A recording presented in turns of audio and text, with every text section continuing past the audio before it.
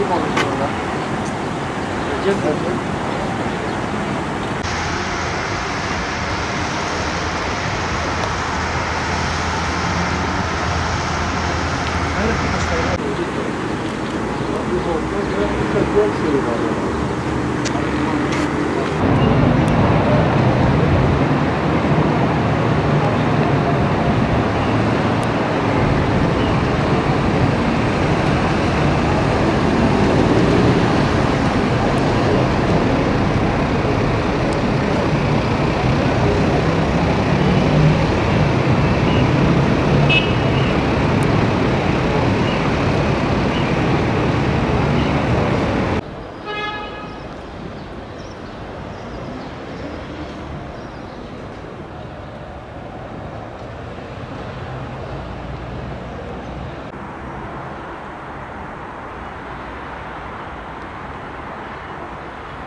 Deprem felaketi hem Türkiye hem de Batman'a ciddi bir konut sıkıntısı yarattı.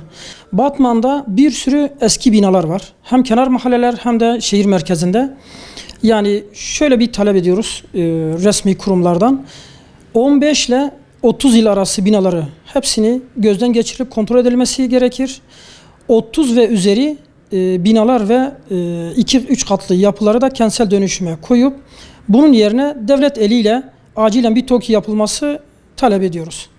Çünkü şu anda her ne olursa olsun konut yapımı ticariye dönüştüğü için çoğu yerlerde eksiklikler oluşur. Ama devlet eliyle olursa TOKİ çok beğeniyoruz.